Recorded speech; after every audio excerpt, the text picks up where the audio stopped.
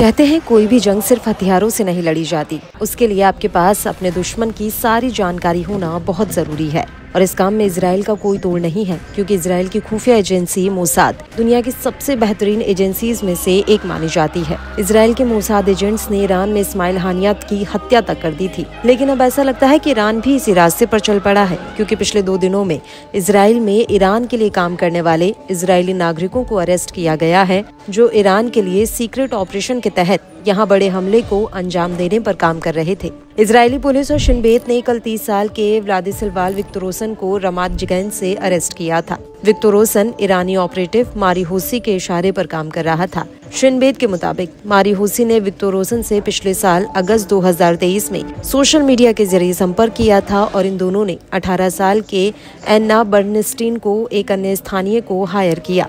और अब Israel police ने पेटा टिकवा के एक निवासी को ईरान के आदेश पर इजरायली हस्तियों की हत्या की योजना बनाने के आरोप में गिरफ्तार किया है। गिरफ्तार संदिग्ध का नाम पेटा टिकवा के 35 वर्षीय व्लादिमीर वेरोव्स्की बताया जा रहा है।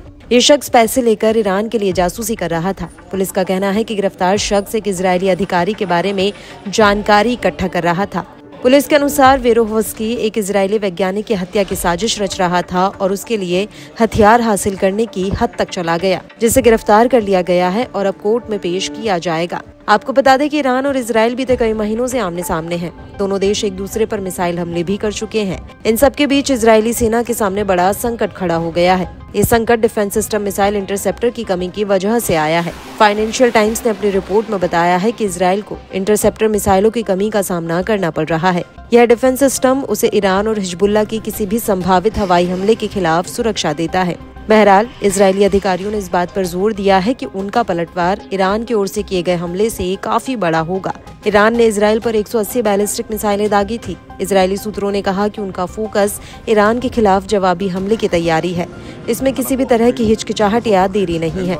रिपोर्ट के मुताबिक हमले के समय और दायरे पर निर्णय लेने के लिए नेतन्याहू अपने रक्षा मंत्री और वरिष्ठ सुरक्षा अधिकारियों से बातचीत कर रहे हैं। इस बात की भी आशंका है कि इजराइल के हमले का ईरान जवाब भी देगा, इसलिए अमेरिका के साथ समन्वय को लेकर चर्चा हो रही है। हालांकि ब्रिटेन में स्थित सऊदी अरब के अखबार अशरक अल अवसाद के मुताबिक ईरान ने संकेत दिया है कि अगर इजरायली हमला सीमित होता है तो संघर्ष का ये दौर यहीं रुक जाएगा। रिपोर्ट के मुताबिक कुछ इजरायली अधिकारी मानते हैं कि ईरान संघर्ष विराम में रुचि रखता है।